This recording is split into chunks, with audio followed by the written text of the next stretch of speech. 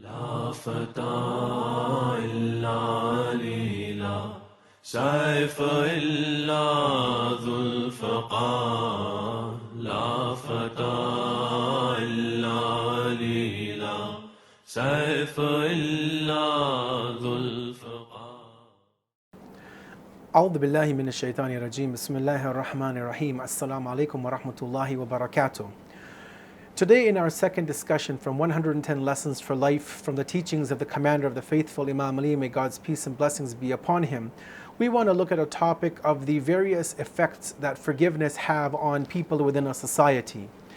Now, we know from the religious teachings of Islam based within the Quran and the teachings of the 14 infallibles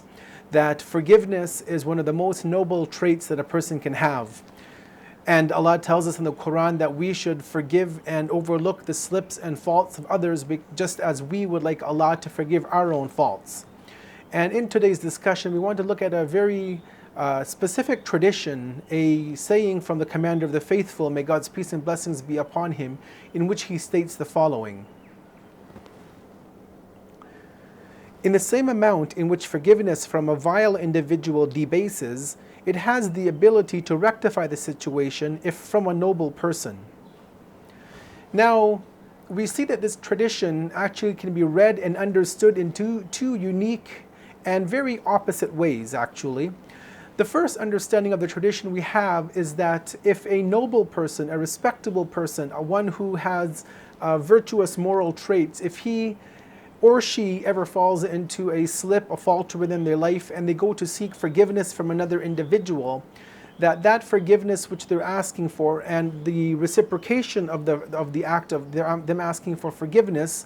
would result in a rectification of the problem and to bring about harmony and unity within a community, within a family, within a society. Because the individual who has carried out that act that they need to seek forgiveness for, they are respectable people. And so therefore,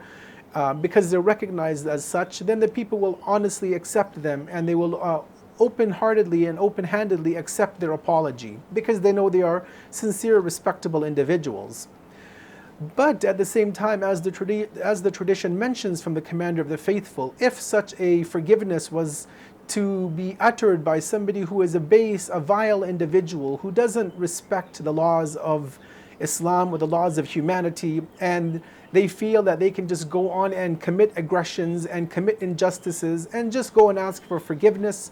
because they know that the opposite side may accept their apology,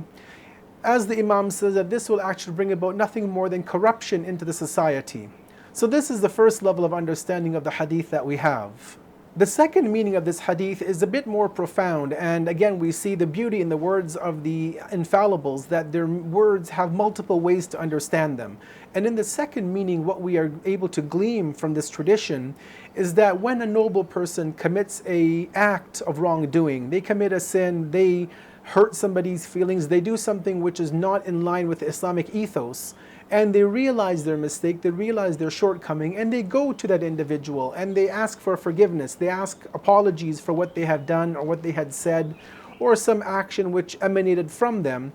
that this would also lead to a rectification, this would lead to a balance to be put within society such that this person would no longer be humbled or humiliated. They would realize that their asking for forgiveness and their forgiveness being accepted can actually lead to humility being brought within the society. But again, on the other hand, that individual who is vile, who is base, who is not one of good moral repute, when they go forth to ask for forgiveness, this may actually give them a greater courage or strength to go and continue to act in a negative way, and to realize, for them to think that, well,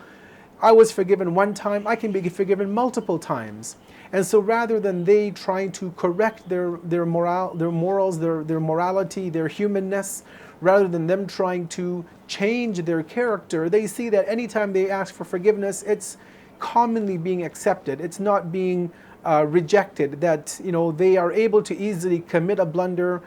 intentionally do something not right, hurt somebody's feelings, do something not proper, and they know that they will honestly, that they will be easily rather forgiven. And so this doesn't really lead them to want to change their demeanor, to change their morals, because again, they know that they have really a carte blanche to do as they want, and that they will always be given forgiveness from the other individual. Therefore, in summary, what we understand from this tradition is that when it comes to forgiveness, when it comes to us asking forgiveness for others, or even on the other end, us accepting the forgiveness from other people, we have to appreciate that this is not a open-ended equation. It's not something which is easily performed or accepted, but rather there are terms and conditions which are applicable to the act of forgiveness. There are traditions, for example, from the Commander of the Faithful, where he goes into the multiple stages of asking for forgiveness. There are many traditions that talk about this. We don't want to go into all of those side discussions today, but suffice it to mention that forgiveness is not just a one-way street. It's not just asking for forgiveness and receiving it. It is actually a multi-stage, a multi-dimensional act, whether it be between us and the creations of Allah or between us and Allah, that we have to fulfill all of the terms and conditions in order for that action to be accepted by Allah or by the creations of Allah.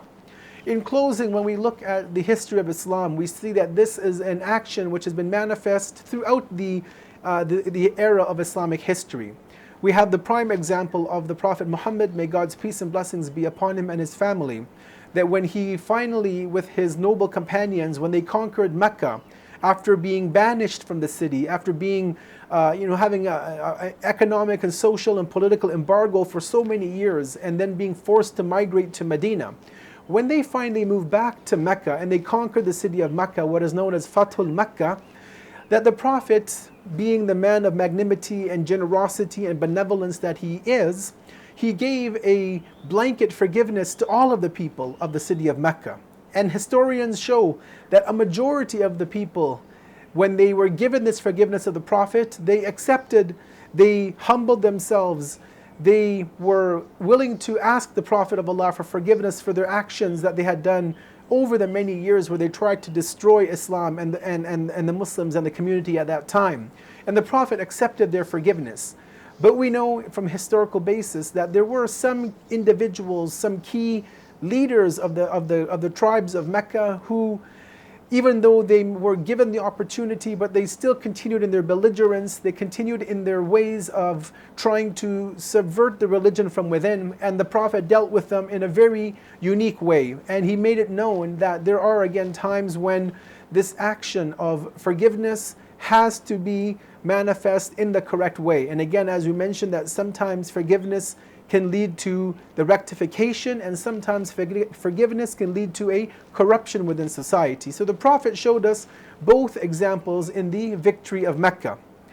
But ultimately, as we know, the promise of Allah was true, and that the masses came into Islam in multitudes and multitudes of groups, and that the religion became victorious at that particular time. And one of the reasons was the Prophet giving an amnesty and a forgiveness to all of those who had hurt him, who had hurt his family, who had hurt the noble companions, and who had tried to destroy the religion over that 20-some-odd year period of the early stages of the religion of Islam. So we close and we ask Allah that we are able to also understand the terms and conditions of forgiveness, of how we can implement forgiveness within our lives, that we are given the ability to ask for forgiveness when we make mistakes, and also more importantly, that we are able to accept the forgiveness when people come to us who have done a wrong to us. And then and only then can we claim to be as followers of the Prophet Muhammad, may God's peace and blessings be upon him and his family, and the teachings of the noble Quran.